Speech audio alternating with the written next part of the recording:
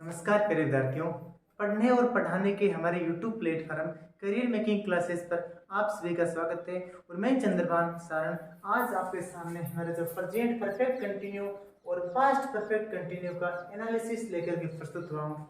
जैसा कि आप सभी जानते हो, उन कुछ बच्चों के क्वेश्चन भी थे कि सर आपने प्रेजेंट सिंपल करवा दिया, प्रेजेंट कंटिन्यू करवा दिया, प्रेजेंट परफेक्ट करवा दिया, पर आप उसके बाद सीधे पास्ट सिंपल करवाया, प्रेजेंट परफेक्ट कंटिन्यू को आपने करवाया नहीं है। तो आज हम उन्हीं टेंसों को लेकर आए कि प्रेजेंट परफेक्ट कंटिन्यू और पास्ट परफेक्ट कंटिन्यू, इन दोनों का हम कंपैरेटिव एनालिसिस करेंगे, क्योंकि इनकी बहुत सारी फीचर्स है, बहुत सारी विशेषताएं हैं वो सेम है, और जिनमें बहुत मामूली सा अंतर होता है या उनको बीच में विभाजन करने वाली रेखा बहुत पतली होती है। तो उनके लिए हमें चाहिए कि हम कंपैरेटिव एनालिसिस करें कि दोनों के बीच का अंतर है, उनका तुलनात्मक विश्लेषण करें। और आज की क्लास हम शुभारंभ करते हैं इन्हीं दो लाइनों के साथ कि यूं बुज़दिलों के सामने कभी रोया नहीं करते, अपनी निश्चल निर्दोष पलकों को कभी भिगोया नहीं करते हैं, अक्सर वही रोते हैं शख्स जो दिल के सच्चे होते हैं, झेलते हैं नफरत सदा पर नफरत कभी ना बोते हैं। चलो आज की क्लास हम शुभारंभ करते हैं कि हमारे सामने एक प्रेजेंट परफेक्ट कंटिन्यू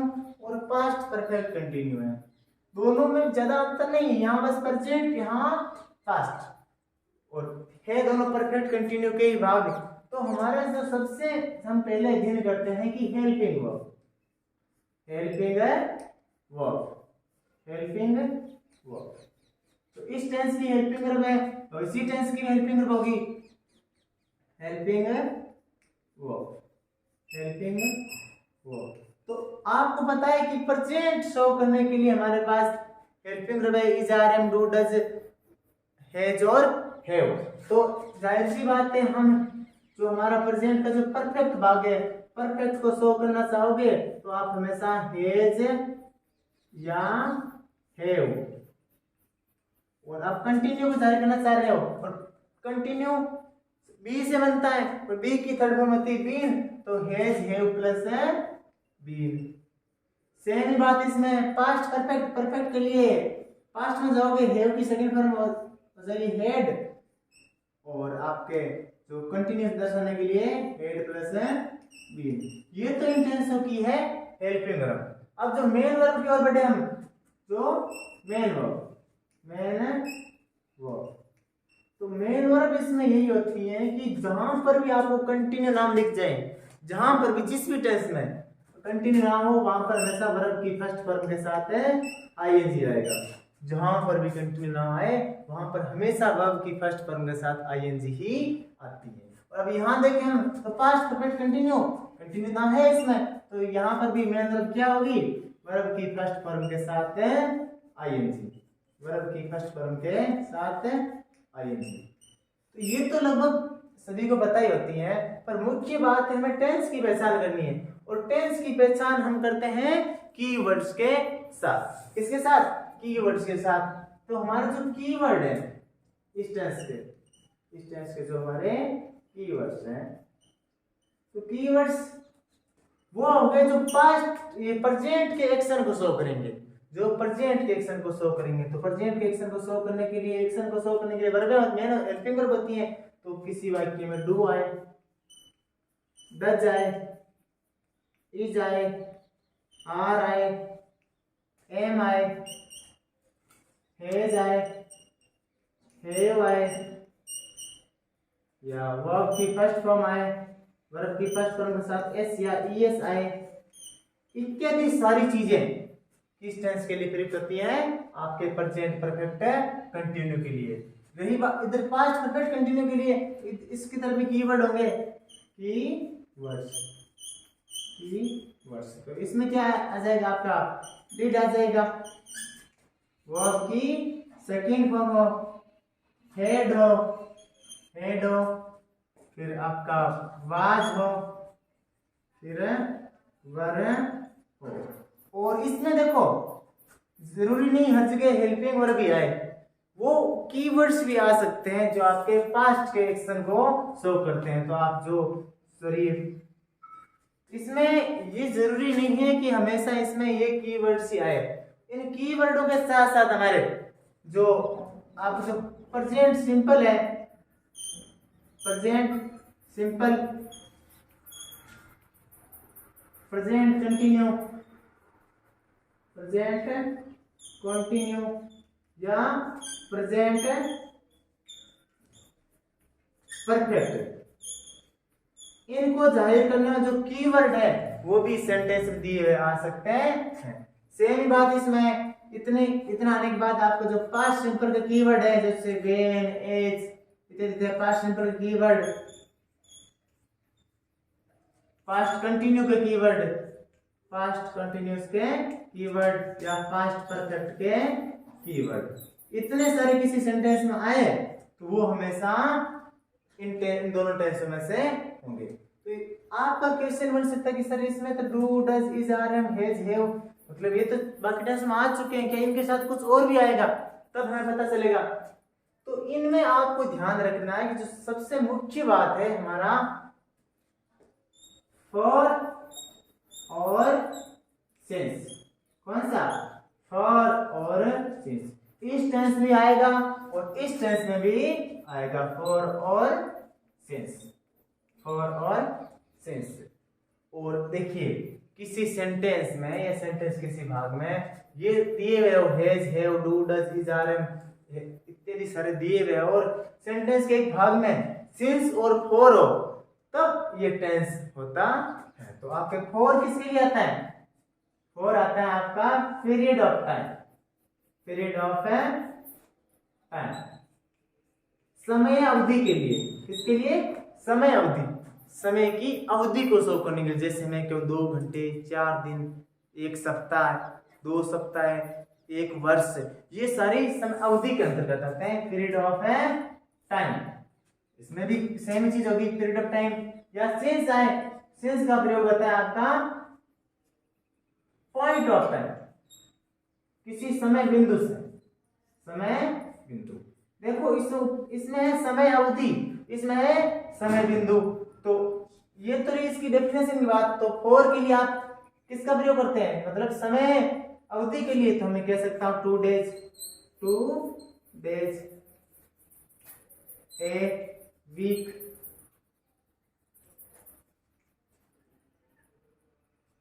या सेंस के लिए मॉर्निंग, इवनिंग, जो भी दिन के जो भाग होते हैं, या आप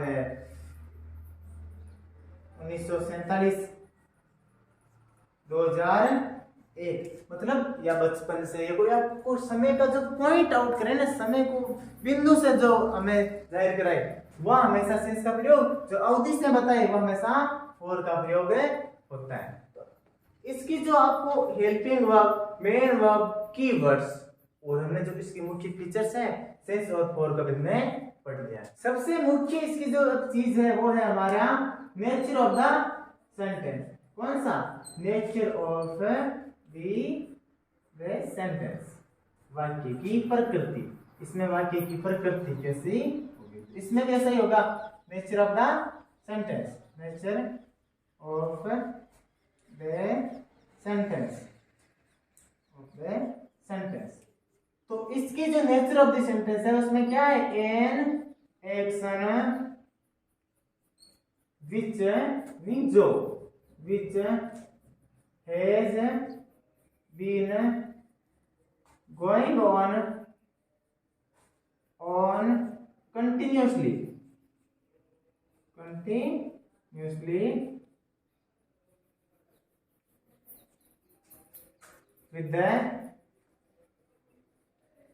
time in a present, जो वर्तमान काल में एक काम समय के साथ लगातार निरंतर चल रहा है, at present.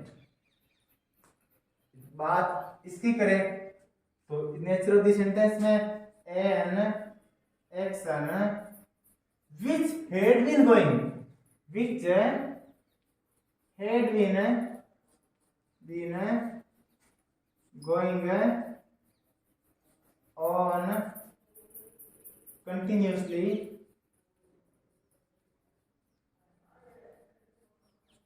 with the time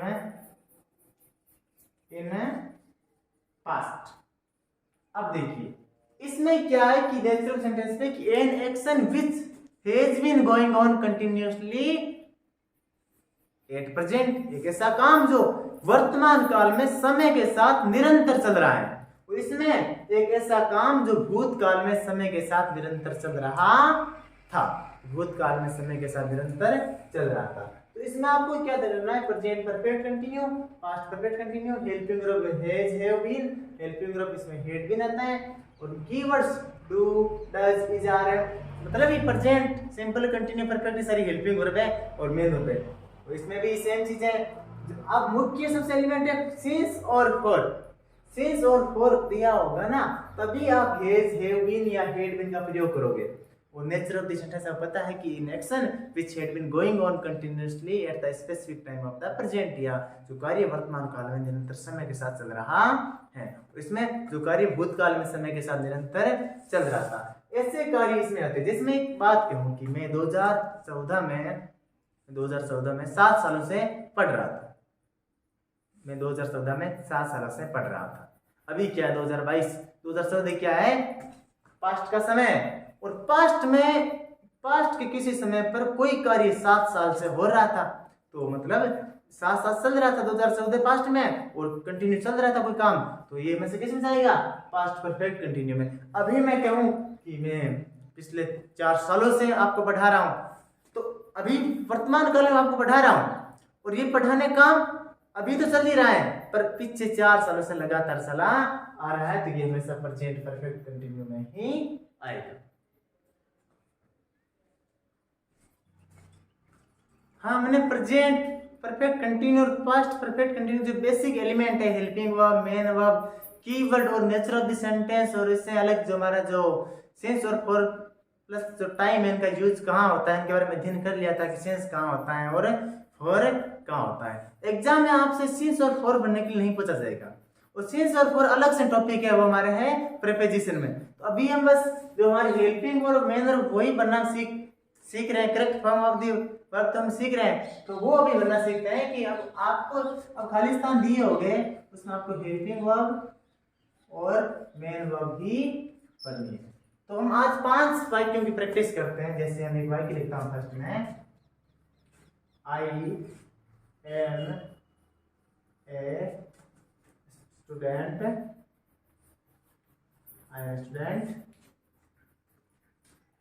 I read here for 2 years। देखो एक वाक्य हमारे सामने, तो एक वाक्य मैं करवा देता हूं, I am a student, I read here for 2 years। एक तरफ तो आपको दिख रहा है एम किसको बताता है, आप कहोगे कि प्रेजेंट टेंस को बताता है, और दूसरी तरफ आपका है फॉर प्लस टाइम या सिंस प्लस टाइम। तो अब आपको पता चले प्रेजेंट का है, और इसमें फॉर प्लस टाइम भी आ गया है, तो प्रेजेंट में कौन सा टेंस जाएगा, प्रेजेंट परफेक्ट कंटिन्यू। तो आपको पता है कि आई के साथ क्या लगेगा, हैव या हैज में से एक, आप लगाएंगे हैव, क्यों लगा पता है, फिर बीन लगेगा, फिर आपका रीडिंग, क्योंकि आईएनजी फॉर्म में आती है। यहां आप पर आई हेड बीन भी कर सकते थे, कोई बात नहीं, पर अगर यहां पर क्या होता वॉज, तब आप, क्योंकि वॉज पास्ट का, तो वॉज अगर सिंस फॉर प्लस टाइम दिया हुआ है, तो पास्ट को दर्शाने के लिए किस में जाएगा, ये पास्ट परफेक्ट कंटिन्यू। और एम है तो हमारा किस में चला गया, प्रेजेंट परफेक्ट कंटिन्यू में। अभी आपको 4 सेंटेंस दे रहा हूं, उसमें आप ध्यान रखना।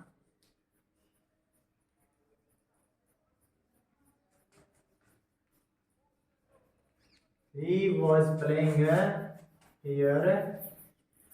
but I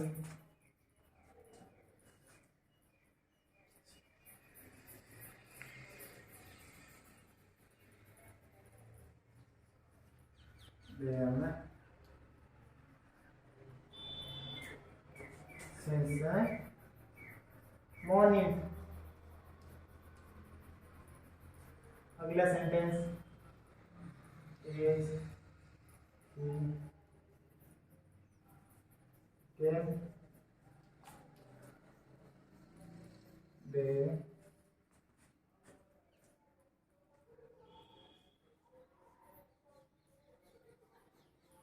prepared the project for to us. चौथा सेंटेंस हमारा when was a teacher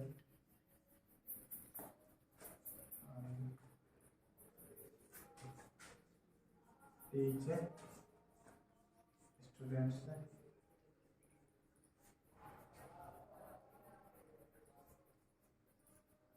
for 5 years. एक ऐसा सवाल लेते हैं he always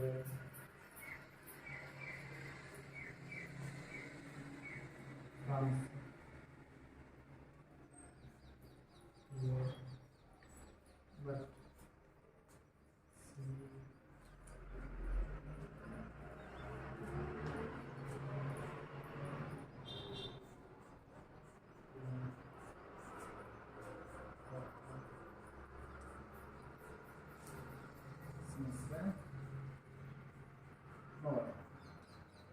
तो अभी आपके सामने जो 4 वाक्य है उनमें आपको जो इसमें एक सेगमेंट में आपको टेंस या प्रेजेंट या पास्ट टेंस को दर्शाने वाला आपको कीवर्ड या कोई शब्द जरूर मिल जाएगा और आपको उसके अनुसार हैड बीन, हैज बीन और हैव बीन का प्रयोग करना है। तो आप जल्दी से आपको 1 मिनट में इनका सॉल्यूशन कर लेना है।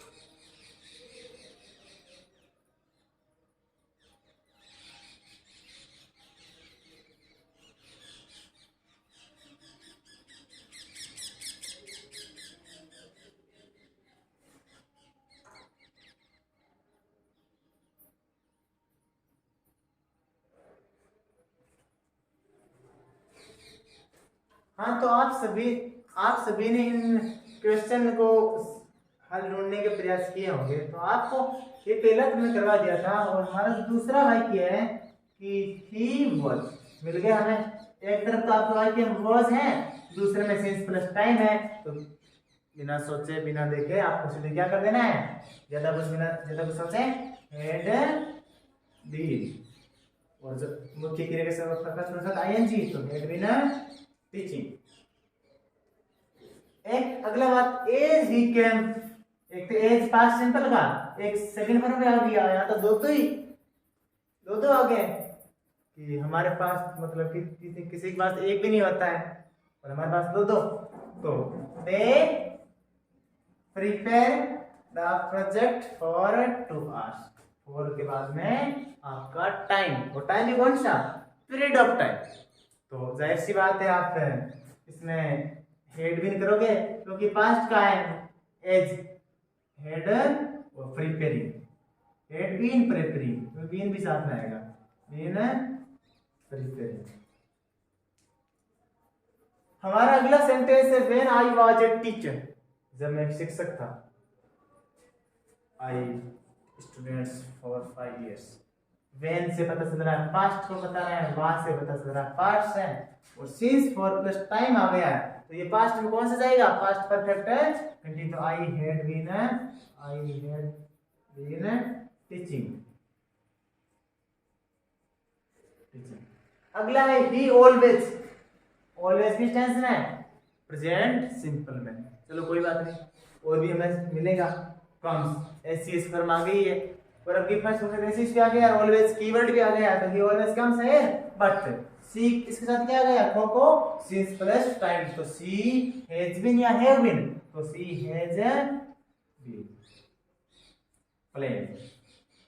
अब आपको अच्छी प्रकार से समझ में आए हुए होंगे, तो आपको कुछ नहीं करना है कि वाक्य के एक सेगमेंट में देखना है कि टेंस कौन सा है, हेल्पिंग वर्ब किस काल की है, किस टेंस की। हेल्पिंग वर्ब पास्ट से रिलेटेड तो हैड बीन, और प्रेजेंट से है तो आपको हैज बीन और हैव बीन करना है। और इधर देख लेना तभी करना जब इधर सिंस फॉर प्लस टाइम दिया हुआ हो। तो आज के दिन में हमने बस इन 5 सेंटेंस का दिन किया है। ये दो टेंस बड़ा बहुत नाम है, बहुत बड़े टेंस है, वैसे एक्चुअल में इतने इसमें डिफिकल्ट चीजें है नहीं। और कल हम इसका प्रैक्टिस सेट नंबर 2 करेंगे और इनका अच्छी प्रकार से विश्लेषण करेंगे। और अभी तक आज के टेंस के समेत हम 8 टेंस आराम से पढ़ चुके हैं, विस्तार से पढ़ चुके हैं। और जो आज नए हमारी क्लास से जुड़े हैं उनसे निवेदन है कि वो पीछे की 8 क्लासों को आराम से ढंग से देख ले, और उन क्लासेस को देखने के बाद ही आपको ये अच्छी प्रकार से समझ में आएंगे। तो तब तक कल हम मिलेंगे इसी समय आपके साथ और प्रैक्टिस सेट नंबर 2 के साथ। और तब तक के लिए आप सभी का धन्यवाद। Have a good night.